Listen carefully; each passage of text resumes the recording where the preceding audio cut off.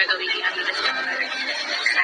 Thank you po, Kuya Lito. Ingat po. Ayan, hello po sa ating lahat. Kumusta? Ay nako, good news po to, Team EDC. Viansay magkakaroon na po ng pangkabuhayan.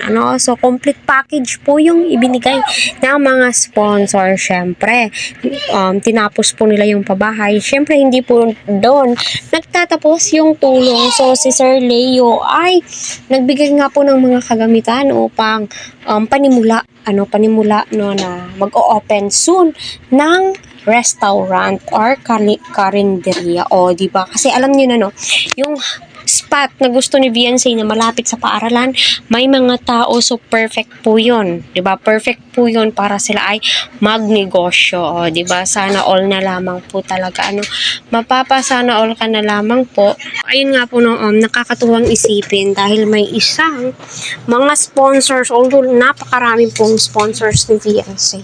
At kita naman po natin na halos na i-shout out po sila lahat ni Dr. Love, Kalinga Vlog, so napakabait po talaga ng Panginoon dahil nga po tignan nyo, no, umaapaw po yung mga blessings kay Viansay. Napakadaming biyaya nga po ang natatanggap po niya sa tulong po ng mga sponsors at ng mga kalingap so kaya patuloy po natin silang suportahan, tangkilikin po natin ang kanilang mga video, and especially huwag po natin skip. At kita naman po natin at sa malamang marami nga po ang mag-aabang sa opening ng restaurant nila Viansay soon.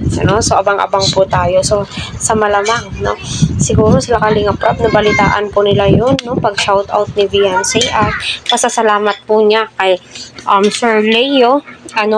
Kita naman po natin, grabe po yung effort ng bawat isa. Kaya patuloy po natin silang suportahan. Huwag po natin skip ang kanilang mga ads. Para sa ganun ay marami pong kababayan po natin ang kanilang matulungan.